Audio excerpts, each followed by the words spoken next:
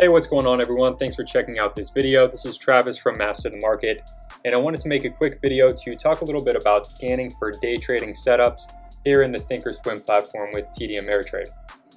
So before we get into the scans themselves, I want to say that even though I'm using Thinkorswim, pretty much any scanner is going to have similar criteria that you can plug in. So if you're using something like eTrade Pro or a paid option like Trade Ideas or Equity Feed, or really anything along those lines, you're going to be able to apply pretty much the same criteria and set up the same custom scans with those as well. So first and foremost, what you do to create a scan in Thinkorswim is go up here to the Scan tab. And from there, what you're going to want to do is click on this little icon here, followed by Load and Create Scan Query. And after that, all you're going to have to do is put in the criteria that I'm going to show you here in just a moment. And this is already a scanner that I have created, so I'm going to go ahead and load this up. And the first one that I want to talk about is a low float scanner. So this is looking for stocks that have a limited amount of shares to actually trade. And you can think of that as the supply for the stock, and you can think of the volume as the demand. And stocks with a low supply, or in other words, a low amount of shares available to be traded in a high amount of volume or a high amount of demand, are going to be these stocks that have the biggest potential for a huge run. So anytime you see a stock that's spiking up, maybe 100% or 200%, even 500% or more in a short period of time, whether that be one day or a couple days or even a week, more often than not, those are going to be stocks that have a low number of outstanding shares, because in its simplest form, what that is a low amount of supply. So really all this scan is looking for is first, anything in the $1 to $20 per share range. Now this is completely preference. Honestly, I like to trade stocks in this range. But if you prefer to trade stocks maybe below $1 per share, or if you're somebody that trades higher price stocks and you want to focus on $20 and up, you can of course change these settings to fit your personal preferences. But after that, you're going to want to put in volume, and you want the minimum volume to be at least 100,000 shares. And in my opinion, this should be pretty much the bare minimum, because anything below 100,000 shares is going to be a very limited amount of liquidity, and that's going to cause a lot of problems with your trading, because as you know, there has to be somebody on the other side of your trade. So when you buy, there has to be somebody to sell you those shares, and vice versa. When you sell, there has to be somebody to buy those shares from you. And when there's a very small amount of volume in a specific stock, more often than not, you're going to have trouble finding somebody on the other side of the trade. So 100,000 shares is the bare minimum. And to be a little bit more picky, you can even boost this up to 200,000 shares, or even up to 500,000 or more shares. Now the next thing is going to be the number of shares. And again, this is going back to the supply for the stock. We want this to be a pretty low amount of supply, because we want to look for stocks with a lot of volatility and the ones that have the biggest potential for a huge spike in the near future. So because of that, I like to put the maximum amount of shares outstanding at 20 million shares. Anything below that is going to be considered pretty low. And again, these are the ones with potential for a lot of volatility. In the fourth and final study that we have down here, we're looking for unusual volume. So we want the current day's volume to be at least 50% greater than what it typically is over the past 30 periods. And you can go ahead and select any period. So, if you want to look over the past 30 minutes, you would have 30 periods selected, but the period is representing 1 minute. You can also have 30 periods selected, but that can be 35-minute periods.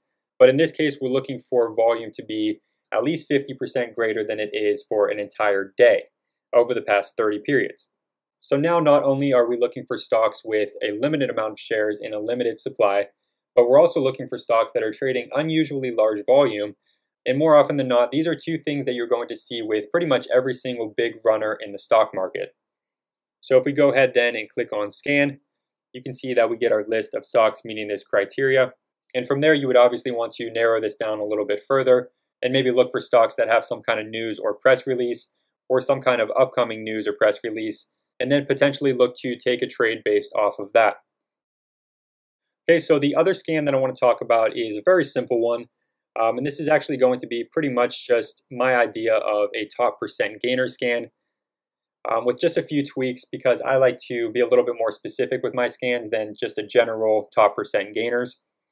So in this case, I have stocks anywhere between 10 cents per share all the way up to actually no maximum. So anything above 10 cents per share is going to fit into this scanner. Now, because we're looking for stocks that are spiking up and they already have some kind of gain. I'm going to go ahead and boost this minimum percent change up to just 2%. And I'm going to show you how to actually arrange these so that way you're looking at the biggest gainers. But then the last thing that we have down here is just volume, again at a minimum of 100,000 shares. And all you have to do then is click on scan again, and this is going to give you the largest percent gainers. Now the way that you have this listed from the top percent gainers down is just make sure that you click on percent change up here at the top, and it's going to maybe first list them as the smallest gainers up to the largest gainers, but you want to have the largest gainers up at the top. So if you click on that again, it's going to do just that. And again, this is pretty much just a top percent gainer scan. Just in this case, we're looking for a minimum amount of shares. So that's going to remove the stocks that are only trading a couple thousand shares here and there. And also because I'm a little bit picky and I don't want to trade stocks below 10 cents per share, it's also factoring that in and removing those stocks from the scan. And believe it or not, these two very simple scanners are pretty much the only ones that I use for my intraday scanning. For the most part, I trade a lot of stocks that are here on the top percent gainers list, because these are stocks that more often than not have some kind of news or press release that was very recently released. On top of that, they usually have a lot of volume, which is associated with that news or press release, and they also have a lot of volatility. And generally speaking, when it comes to day trading, the two things that you want to see are volatility and volume. So now that we have the scans themselves covered, I want to actually give you a few tips to actually use this sidebar over here, so that way you can look at your scans in real time while you're doing your trading and while you're analyzing charts without having to switch back between, the trade tab and the chart tab, as well as the scan tab that we're on right now. So one thing that many people don't know is that over here on the sidebar, you can click on this plus button down here to actually add a watch list. And in that watch list, it's going to have a default watch list saved in there, but you can actually add in any of your scanners that you created and saved right here on the scan tab. So what you're going to want to do is click on this default scanner that it has pulled up.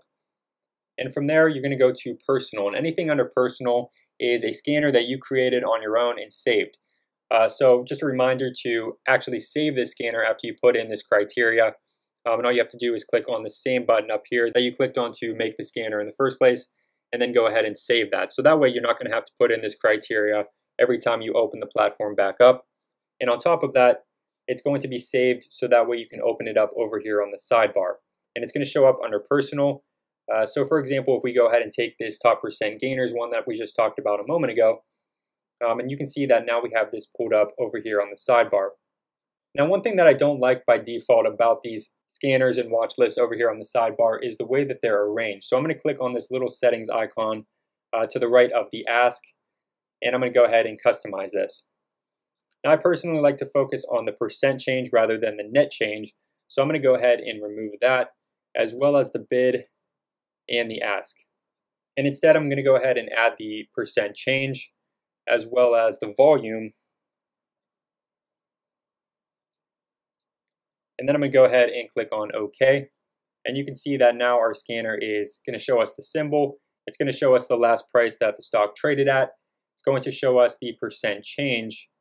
And last but not least, it's going to show us the volume over here. So again, this is very useful if you are doing some trading or chart analysis. And you want to keep an eye on your scanners at the same time without having to switch between these two tabs. Now, another really cool thing is that you can actually go ahead and widen this sidebar out a bit. And you can actually link all of these different tools together, which is really going to help you save a lot of time when doing your analysis and when looking for some trade setup. So if we go ahead and set these all to yellow or number 2 under this little link feature on these tools. Now, anytime a stock pops up on our watch list or on our scanner, if we click on that stock, you can see it's also going to pull up a quick chart, and it's also going to pull up the most recent news for that stock. So if you wanted to read the news and see what is causing the stock to spike up, you just click on it and it's going to have that article right there pop up for you to read. So the last thing that I want to talk about is a way for you to actually narrow down the stocks that are pulling up on your scanners to a much smaller list that you're going to be able to put a little bit more of your attention into. So to narrow that down even further, you can go ahead over here to the sidebar and add in another watch list. And this time we're going to go ahead on default and create watch list. And just go ahead and give it any kind of name. I'm going to go ahead and call this November second watch list. And all you have to do is add in any symbols that were popping up on your scanner that you think are going to be a potential day trade in the near future. So we'll just take this example here, SUP. We'll take EIGI. We'll add DGLY. And let's take ACOR. And then go ahead and click on Save. And again, just like we did up here, you can also adjust the columns to have the last price, the percent change, and the volume, instead of the net change, the bid, and the ask. And now not only do you have your scanners over here on the sidebar, but you have a more narrowed down list of the best stocks that are actually hitting that scanner. And for me, I think that's a really great way to kind of narrow down your scans and to have a readily available list of the stocks that you're looking to trade. So anyway, I hope you found this video helpful, and let me know if you try out these scans and how they work out for you. If you're interested in learning how to day trade, swing trade, or even long-term invest, you can find more information on that at my website, Master the Market, which will be the first website link down below in the description. And if you enjoyed the video, please make sure to give it a like and subscribe to the channel so you don't miss out on future videos. But anyway, thank you again for watching. I hope you enjoyed, and good luck with your trading.